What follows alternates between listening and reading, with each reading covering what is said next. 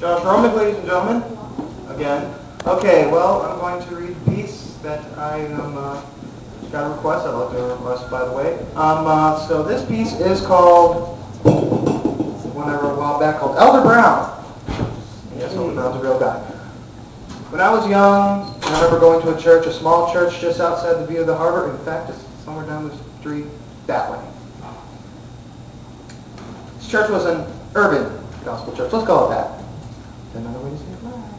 It was a nice little church, a lot of nice people there, and one usher, Sister Hill. Sister Hill scared me. She always came out of nowhere. Nowhere! And knew exactly what you were doing at all times, no matter where you were. I was 5, I could barely see over the pew, but I always saw Sister Hill. And Sister Hill saw everything. How could that not scare me at 5? Anyway, I remember the pastor of that church, his name was Elder Brown. Not Pastor Brown, but Elder Brown. Even on the streets he was Elder Brown. In the grocery store, he was Elder Brown.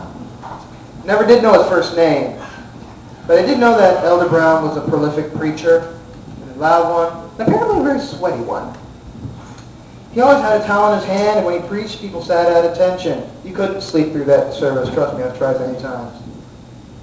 The way he preached could keep anyone awake through that morning. He could preach on the most basic of Bible verses and add so much emphasis while he was toweling his head from the sweat that accumulates from what I is supposed to be a response to the mix of lighting, speaking, and his preacher's robes.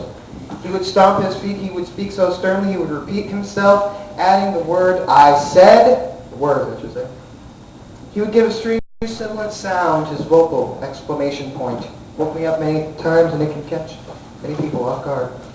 He would read one verse, just one verse, and he would lay into it. Jesus said to his disciples, I said, Jesus said to his disciples, he said, I go to prepare a place for you, a place of many mansions.